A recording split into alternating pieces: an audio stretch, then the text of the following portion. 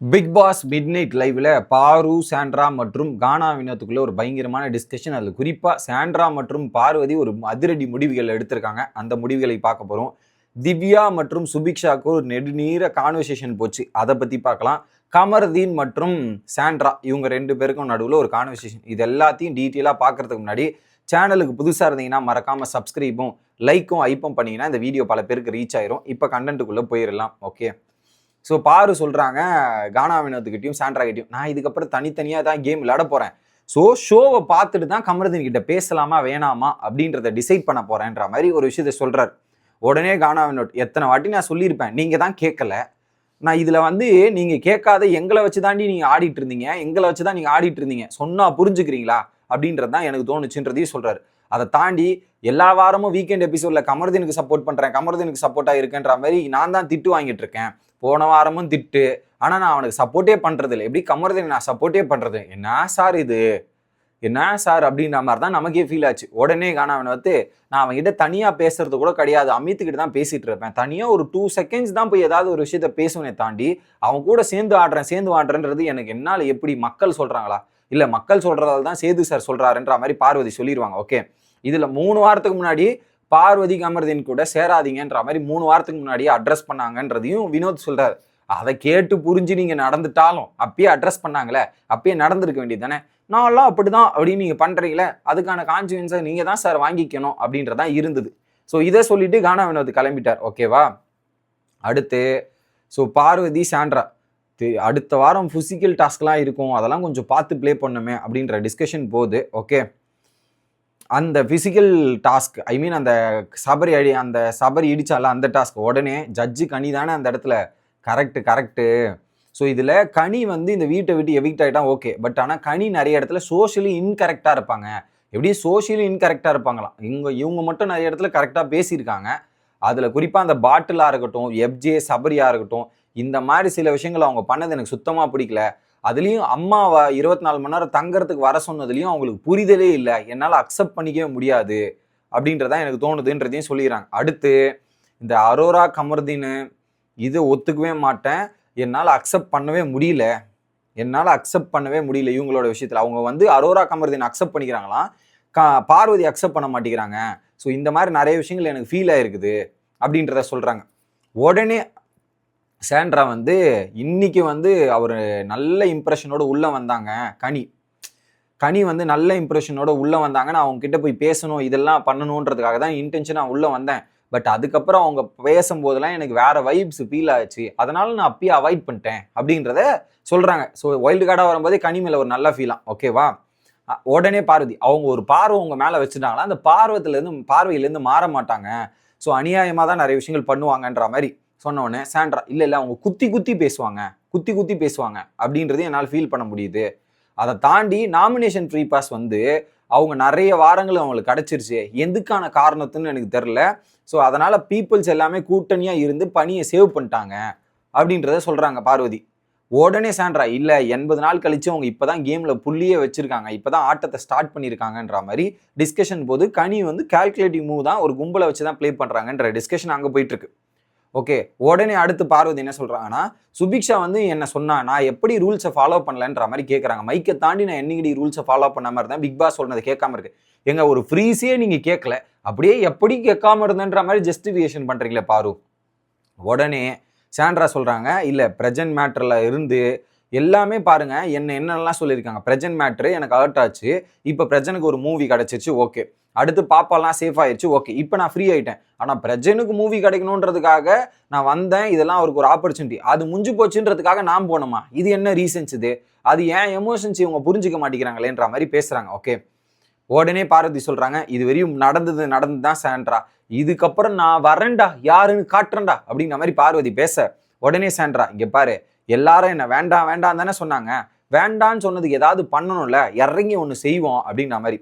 உடனே பார்வதி, மனசார நம்மளாம் கெடுதல் நினைக்க மாட்டேன் சாண்ட்ரா, நான்லாம் கெடுதலே நினைக்கிறது இல்லைன்ற மாதிரி. எப்பா நல்லா இருக்கு, பார்வதி யாருக்கும் கெடுதல் நினைக்கல, நான் நம்பிட்டேன்.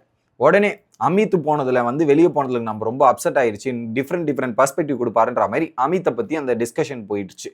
அதுக்கப்புறம் அவங்க வாக் அவுட் பண்ணிட்டாங்க. அடுத்து திவ்யா மற்றும் சுபிக்ஷாவோட டாபிக் டிஸ்கஷன் நடக்குது. இதுல எங்கிருந்து எந்தெந்த கான்டெக்ட் ஆரம்பிச்சுதுன்ற மாதிரி சுபிக்ஷா கேட்குறாங்க. அந்த ரூல் பிரேக் டிஸ்கஷன் நீங்க ஆரம்பிச்சிங்க, அது எங்க இருந்துச்சு வந்துச்சு அப்படின்னும் போது காலையில் 6 மணி ஆச்சு அப்படின்ற மாதிரி ஒரு எக்ஸ்பிளனேஷன் கொடுப்பாங்களே, அந்த எக்ஸ்பிளனேஷனை வரிசையாக கொடுக்குறாங்க. ஸோ இங்கே இப்படி நடந்தது, அப்படி இப்படி நடந்ததுன்ற மாதிரி பெரிய கான்வர்சேஷன் எடுத்துன்னு வந்து முக்கிறாங்க. ஓகே, இதில் என்னென்னா எனக்கு மட்டும் எமோஷன்ஸ், மற்றவங்களுக்குலாம் எமோஷன்ஸ் இருக்குது, எனக்கு மட்டும் எமோஷன்ஸ் இல்லாத மாதிரி அவங்க ஃபீல் பண்ணுறாங்க. அதெல்லாம் சொல்கிறது எனக்கு எப்படி இருக்குது, அது எப்படிங்க இது? அதில் இவர்கிட்ட ஒரு கான்வர்சேஷன் பொறுமையாக உட்காந்து பேச முடியல, அது ஹீட்டட் கான்வர்சேஷனாக மாற்ற ட்ரை பண்ணுறாரு. இதெல்லாம் தான் அவர் ட்ரை பண்ணார், இது வந்து எனக்கு புரியல, எனக்கு ரொம்ப ஒத்துக்க முடியலன்ற மாதிரி அவங்க சொல்கிறாங்க.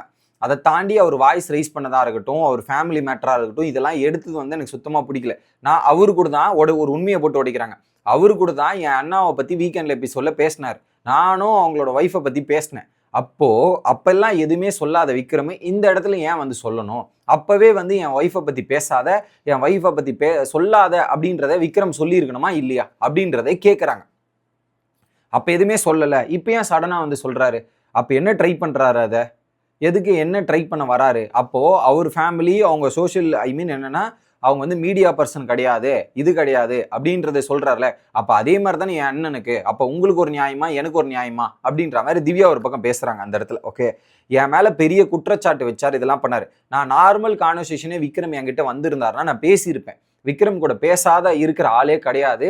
தனியாக உட்காந்து நிறைய வாட்டி விக்ரம் கிட்ட நான் பொறுமையாக பேசின டிஸ்கஷனில் இருக்குது. ஆனால் அவர் இங்கே வந்து அந்த மாதிரி ஃபோர்ஸ்ஃபுல்லாக வந்ததாக இருக்கட்டும், அப்படி கத்தி பேசினதாக இருக்கட்டும், அந்த அக்ரெஷன்லாம் பார்க்கும்போது எனக்கு பயமாயிருச்சு. லிட்ரலாக எனக்கு ஒரு மாதிரி ஆயிடுச்சு, நான் பயந்துட்டேன். அதுலேயும் வந்து ஏதோ ஒரு ஒய்ஃபை பற்றி பேசும்போது குற்றச்சாட்டு வச்சா மாதிரியும், நான் ஏதோ தப்பாக பேசின மாதிரி சொன்னது, அது அவரே வந்து கிளியர் பண்ணார். அதுலேயே எனக்கு தூக்கி வாரி போட்டுருச்சு. இதுக்கு நடுவில் கானா வினோத்தும் கமருதீன் கேப்டனாக வராமல் பர்சனலாக வந்து என்னை அட்டாக் பண்ணதெல்லாம் வந்து லிட்ரலி சார்ஜ் பண்ண மாதிரி தான் இருந்தது அப்படின்ற மாதிரி பெரிய எக்ஸ்பிளனேஷன் கொடுக்குறாங்க. நடுவில் சுபி ஏதாவது ஒன்று கேட்க வராங்க, அது கேட்க வரதாங்கட்டி அவங்க பேச மாட்டாங்க. இல்லைங்க, நாங்கள் ரூல் பிரேக் பண்ணோம், ஓகே தான், நீங்கள் அது ரூல் பிரேக் பண்ணலையா அப்படின்னு கேட்கும்போது அது உங்களோட பாயிண்ட் ஆஃப் வியூ சுபி அப்படின்ற மாதிரி அந்த இடத்துல பேசுகிறாங்க. இப்படி அந்த இடத்துல பேசுகிறாங்க. ஓகே, அடுத்து இதுக்கு நடுவில் ஏதோ ஓல்டு பண்ணியிருக்காங்க போல் கமருதீன் வினோத், அதெல்லாம் ஓல்டு பண்ணதாக இருக்கட்டும், இதெல்லாம் வந்து எனக்கு ரொம்ப தப்பாக இருக்குது அப்படின்றத சொன்ன உடனே, இல்லை நான் வந்து திவ்யா கிட்டேயும் விக்ரம் கிட்டேயும் நீங்கள் பேசி முடிச்சுருங்க, 2 பேரும் தனியாக போய் பேசி முடிச்சுருங்கன்ற மாதிரி சுபி சொல்கிறாங்க. ஓகே, இல்லை ஒரு மனுஷனை மதிக்க கற்றுக்கணும், மனுஷங்களை மதிக்க தெரியாத ஆட்கள் கிட்டலாம் நம்மளால பேச முடியாது. இந்த மேட்டரை பற்றி நான் இதுக்கப்புறம் பேச மாட்டேன் சுபி, அவரே வந்து பேசணும்னு நினச்சால் நான் பேச விருப்பப்படலை. அவர்கிட்டையும் சொல்லிட்டேன், கேப்டன்கிட்டையும் சொல்லிட்டேன், எல்லாருக்கிட்டையும் சொல்லிட்டேன், இதுக்கு மேலே நான் பேச விருப்பமே படலைன்றதை சொல்லிடுறாங்க. அடுத்து உள்ளே பார்த்தீங்கன்னா கமருதீன் சாண்ட்ரா டிஸ்கஷன் போது, அப்போ கமருதீன் சொல்கிறான், நான் வந்து க்ளோஷர் வாங்கிட்டேன் அப்படின்னும் போது, ஏன்டா இப்போ வாங்கினேன், என்ன முடிஞ்ச விஷயத்துக்கு ஏன்டா? இல்லைக்கா, முடிஞ்ச கேஸாக இருந்தாலும் வாங்கணும்ல, அப்போ நீ கோர்ட் கேஸில் போட்டிருக்கலாமேடா, கோர்ட் டாஸ்கில். இல்லை இது சந்தி சிரிக்கும் இல்லக்கா அப்படின்னும் போது அப்படின்றத சொல்கிறாரு. இப்போ தான் இப்போ மட்டும் என்ன அப்படின்றதையும் சாண்ட்ரா சொல்கிறாங்க. இல்லை, ஒயில்டு கார்டு நீங்கள் வந்தப்பயே நான் அவங்களுக்காக டிஃபெண்ட் பண்ணேன், அப்படி இருந்துச்சுன்னு நானே சொன்னேன், பட்டு அப்போ அட்ரஸ் பண்ணியிருக்கலாம்ல அப்படின்னு. இல்லை, ஃபேமிலி ரவுண்ட் அவங்க கூப்பிட்றேன்னாங்க, சரி ஃபேமிலி ரவுண்டில் கூப்பிட்டு அவள் ஏதாவது வந்து ஒரு விஷயத்த சொல்லிடுவாளோன்ற மாதிரி எனக்கு ட்ராமா கிரியேட் ஆயிடுச்சு. அதனால தான் நான் கேட்டேன். ஒரு பக்கம் பார்வதியை நம்ப முடியாத ஒரு செல்ஃபிஷ் தான், அந்த செல்ஃபிஷான ஆட்கள் கிட்ட என்னால் இது வாங்கிடணும்னு எனக்கு தோணுச்சு, நான் வாங்கிட்டேன்ற மாதிரி சொல்கிறார். அடுத்து இது முடிஞ்ச உடனே அடுத்து திவ்யா போய் சாண்ட்ரா கிட்ட பேசுகிறாங்க. திரும்ப அந்த காலை 6 மணி ஆச்சு இல்லையா, அந்த கான்வர்சேஷன் கண்டினியூ ஆகுது. அப்பயும் சாண்ட்ரா சொல்லிட்டாங்க, நீ போய் பேசி ஒரு விஷயத்தை கேட்டுக்கோ அப்படின்னு. இல்லை நான் பேச மாட்டேன், நான் பேச முடியல, இல்லை நாளைக்கு வந்து அட்ரஸ் பண்ணுறதுக்கான வாய்ப்பு இருக்கேன்னும் போது, இல்லை அது அட்ரஸ் பண்ணாலும் நான் பேச விருப்பப்படல, நான் பேச முடியாதுன்னு சொல்லிடுவேன். வீக்கெண்ட் எபிசோடில் எடுத்துகிட்டு போய் விஜய் சேதுபதி சார்கிட்ட என்ன கேட்குறாங்களோ அதை நான் அப்போ பண்ணிக்கிறேன், இந்த மாதிரி பிஹேவ் பண்ணுறவங்ககிட்டையும் இந்த மாதிரி பேசுகிற ஆள்கிட்டையும் நான் பேச விருப்பப்படலை அப்படின்றத திவ்யா ஒரு முடிவை எடுத்துகிட்டு அங்கே சொல்லிடுறாங்க. இதுதான் மிட் நைட் கான்வர்சேஷனில் நடந்த நிகழ்வுகள். நான் வீடியோ ரெக்கார்ட் பண்ணுற டைம்லேயே இன்னும் கான்வர்சேஷன் போயிட்டுருக்கு. நானும் மனுஷன் தானே, எனக்கும் கொஞ்சம் டைம் வேணும்ல, என்னால் முடிஞ்சதை பல மணி நேரம் நடந்ததை சுருக்கமாக அவங்க 3 வீடியோவில் அட்ரஸ் பண்ணியிருக்கேன். அடுத்த வீடியோவில் வந்து சந்திக்கிறேன். Bye guys.